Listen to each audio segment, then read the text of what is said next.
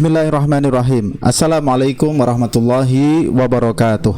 Alhamdulillah, hamdulillahi wa kafa. Wassalatu wassalamu alal mustafa wa ala alihi wa sahbihi wa man ihtada. Amma ba'd.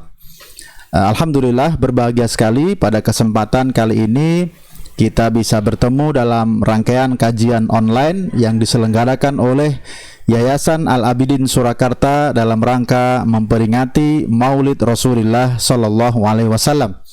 Dalam kesempatan kali ini kita akan membahas bagaimana meneladani beliau dari sisi keluarga. Jadi bagaimana beliau sebagai seorang ayah, bagaimana beliau sebagai seorang kepala keluarga, dan bahkan tentu saja bagaimana beliau sebagai seorang suami. Dalam masalah ini memang beliau telah mengingatkan kepada kita untuk meneladani dari sisi ini. Beliau mengatakan di dalam hadis riwayat At-Tirmizi, khairukum li ahli wa ana khairukum li ahli, bahwa yang terbaik di antara kalian adalah yang paling baik kepada keluarganya, dan aku, kata Rasulullah Sallallahu Alaihi Wasallam, adalah orang yang terbaik terhadap keluarganya.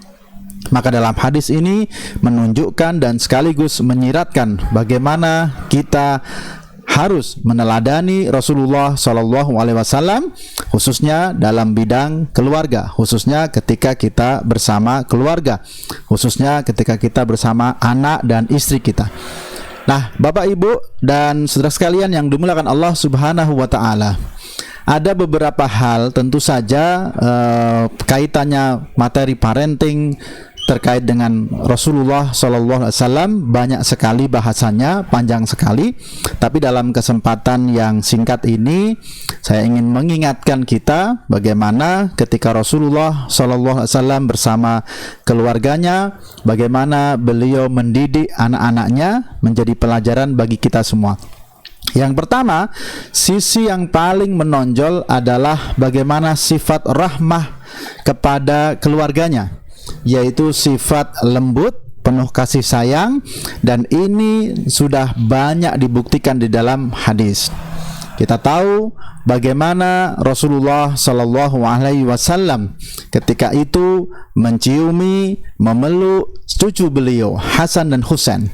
Kemudian ada seorang sahabat yang lain yang mengatakan dengan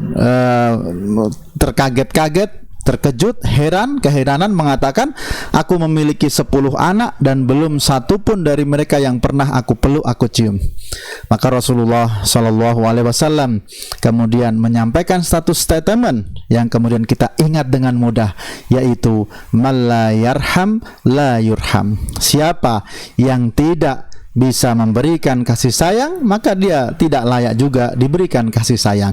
Ini menunjukkan bagaimana perhatian beliau begitu serius di dalam masalah memberikan kasih sayang kepada keluarganya.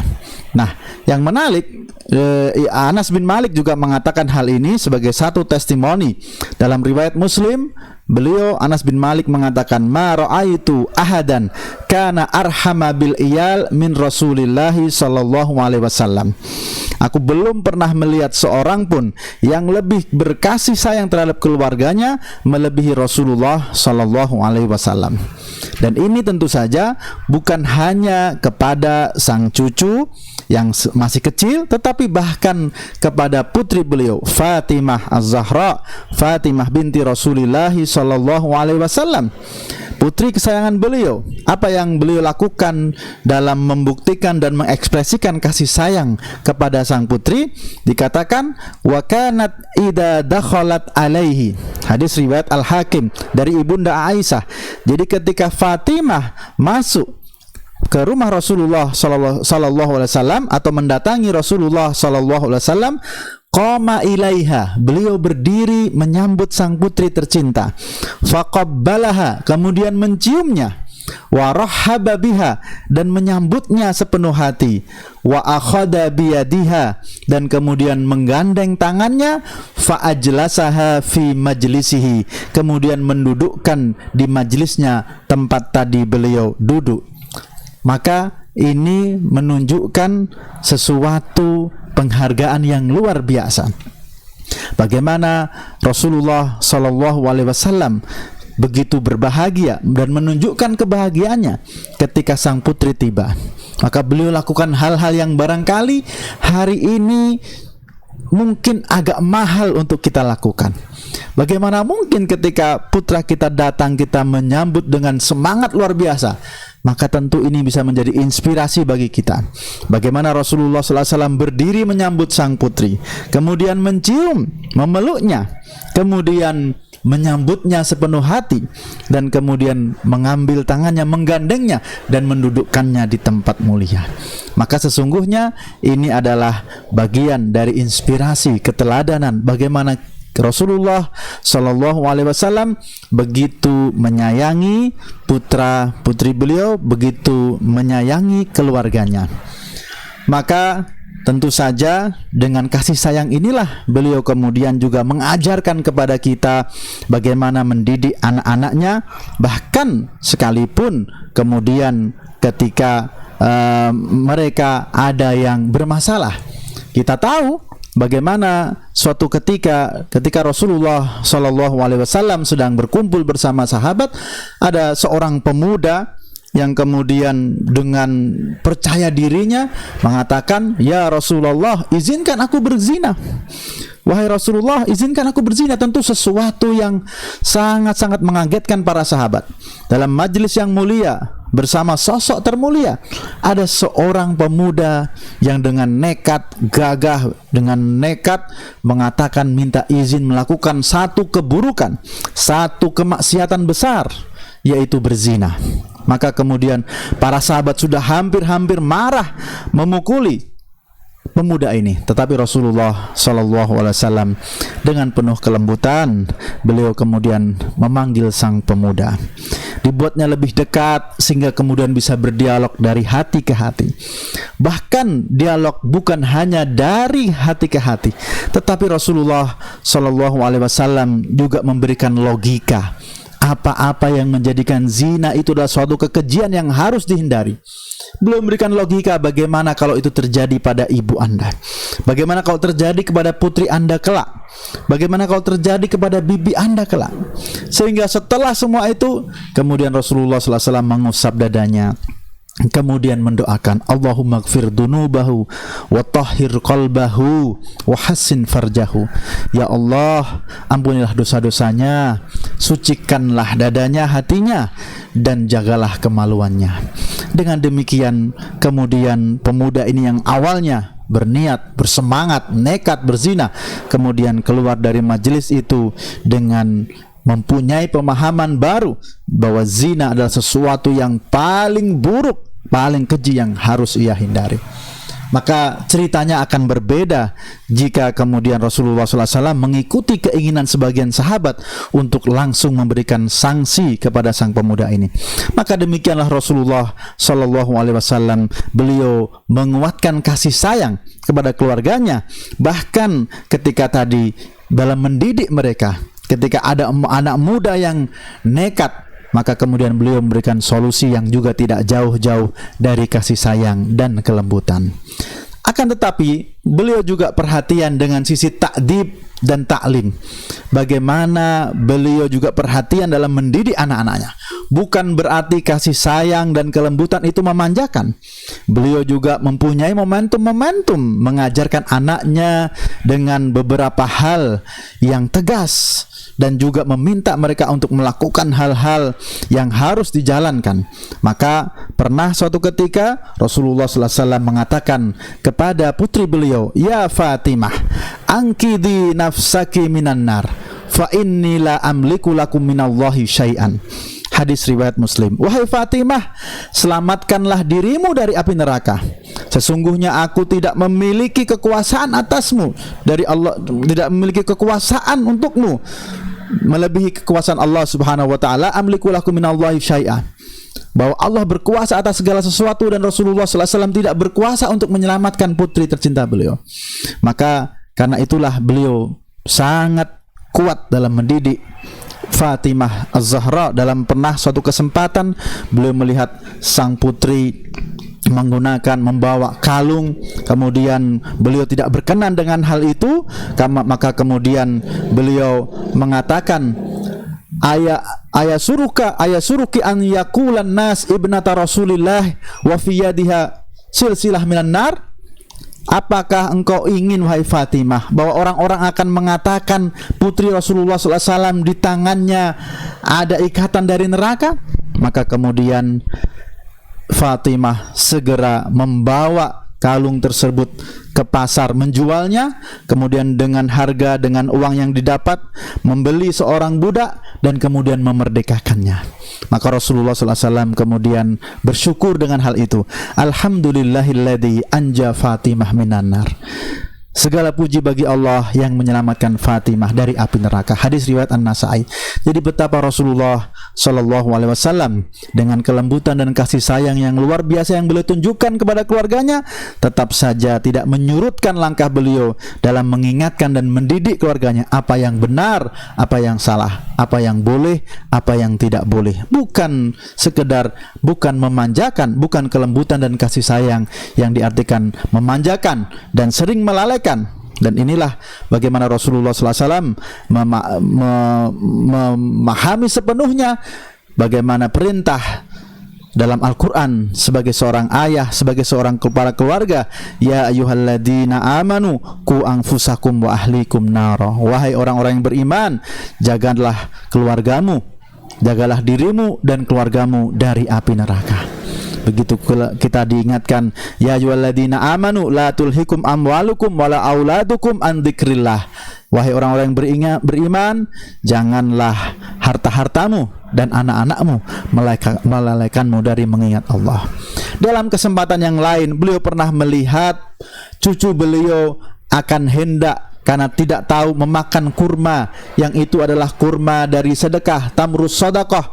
Maka kemudian beliau mengingatkan sang cucu, diingatkan ketika itu sudah akan memakan kurma tersebut, kemasukkan ke dalam mulutnya. Maka Rasulullah SAW kemudian mencegah hal itu dan mengatakan, innaha la tahillu lana. Jangan, sesungguhnya kurma sedekah itu adalah tidak halal bagi kita.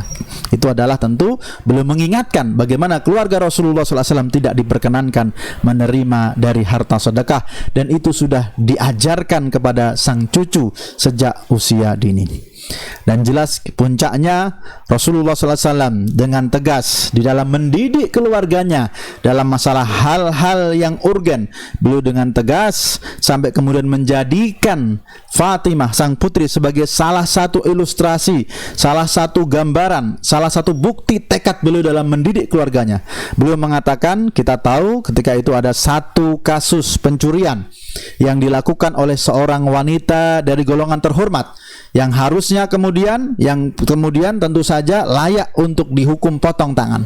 Maka keluarga sang wanita ini bingung, kemudian mengutus Usamah bin Zaid, tentu adalah seorang yang disayangi Rasulullah SAW, agar melobi untuk memaafkan sang perempuan tadi.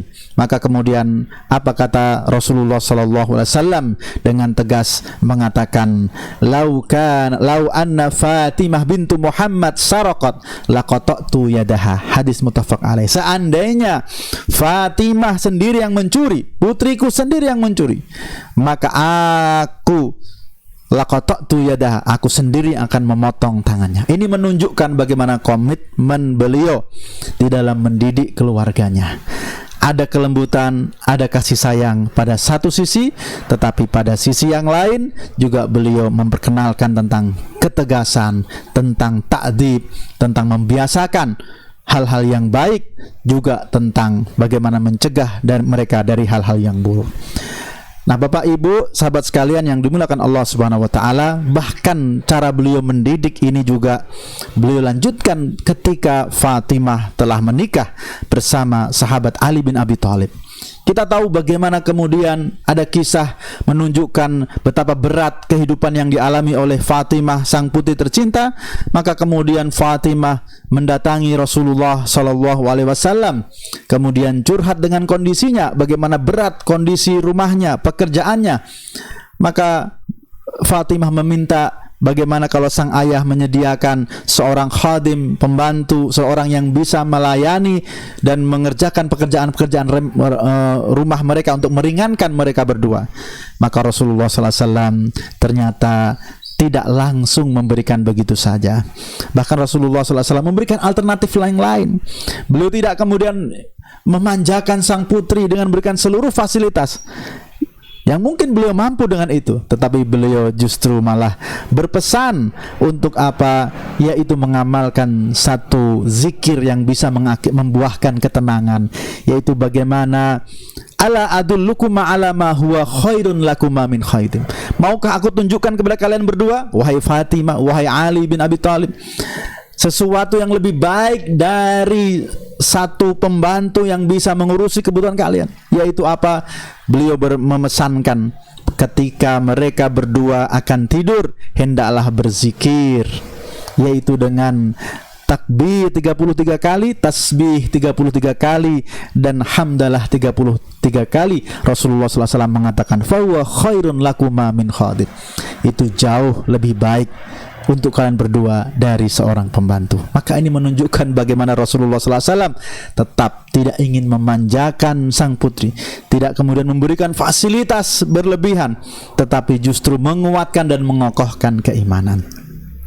Terakhir, Bapak Ibu serta kajian online yang dimuliakan Allah Subhanahu wa taala, kita tahu bagaimana Rasulullah SAW juga sebagai sosok yang sangat peduli bagaimana ke depan dari keluarganya, dan ini tentu sesuai dengan apa yang disebutkan di dalam Al-Quran, surat Al-Furqan. Kita semua berharap, kita semua harus punya visi, kita semua harus punya proyeksi, kita semua harus punya cita-cita tentang keluarga kita. Kita dalam doa kita jelas mengatakan, Rabbana hablana min azwajina wa dzurriyyatina qurrata a'yun waj'alna lil muttaqina imama. Kita berharap, ya Allah, jadikan anak istri kami sebagai qurrata a'yun, penyejuk mata, penyejuk hati dengan kesalihan mereka. Tetapi tidak hanya itu, kita ingin juga mereka menjadi lil muttaqina imama, menjadi pemimpin bagi orang yang bertakwa, menjadi pemimpin, yaitu menjadi mereka yang mampu berkontribusi bagi masyarakatnya, menjadi mereka yang khairun nas anfa'ahum linnas. Maka pendidikan sejak awal dijadikan Rasulullah SAW untuk menjadikan dan menyemangati keluarganya agar mampu berbuat banyak untuk masyarakatnya, menjadi khairun nas anfa'ahum linnas. Maka ketika Hasan dan Husain ketika kecil, mereka asik menjadikan Rasulullah bermain di punggung Rasulullah SAW, menjadikan Rasulullah kuda-kudaan. Ada seorang sahabat yang berkomentar, yaitu ni'mal markab raqibtuma, sebaik-baik kuda tunggangan adalah yang sedang kalian naiki, yaitu Rasulullah SAW. Tetapi Rasulullah SAW dengan bijak mengatakan sebaliknya. Beliau mengatakan, wa ni'mal farisani huma, sesungguhnya sebaik-baik penunggang kuda adalah mereka berdua, yaitu Hasan dan Husain.